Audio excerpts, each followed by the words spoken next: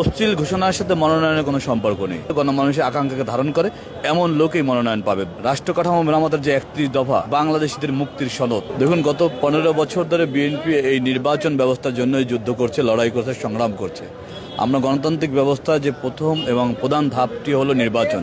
নির্বাচনের মাধ্যমেই একটি রাষ্ট্রের শাসন ব্যবস্থা পরিবর্তন হতে হয়।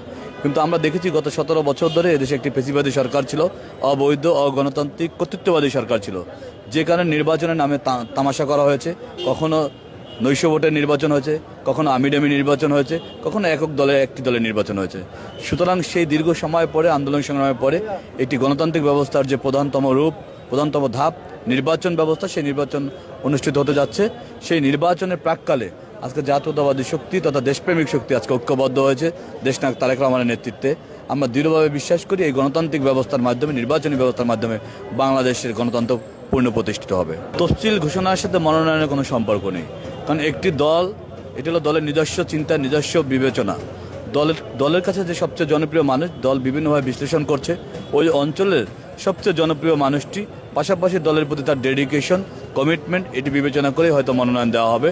পার্টি এজন্য বিশ্লেষণ করছে, নানানভাবে জরিপ করছে। আমরা দৃঢ়ভাবে বিশ্বাস করি গণমানুষের প্রতিনিধিত্ব করতে পারে, গণমানুষের আকাঙ্ক্ষাকে ধারণ করে এমন লোকই মনোনয়ন পাবে।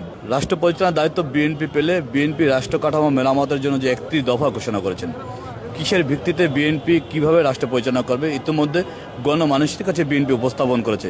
আমি জাতীয়তাবাদী আদর্শের একজন কর্মী হিসেবে আমি বলতে চাই, রাষ্ট্র কাঠামো মেরামতের যে 31 দফা বাংলাদেশিদের মুক্তির সনদ। সুতরাং এই 31 দফার উপর ভিত্তি করেই রাষ্ট্র কাঠামো মেরামত হলে এদেশের গণমানুষের মুক্তি মিলবে। একইভাবে প্রান্তিক জনগোষ্ঠী থেকে শুরু করে অভিজাত শ্রেণী সবাই মিলে আমরা সাম্যের গান গেতে পারবো। দেশে দেশে সবার সাথে দ্য নিউজ।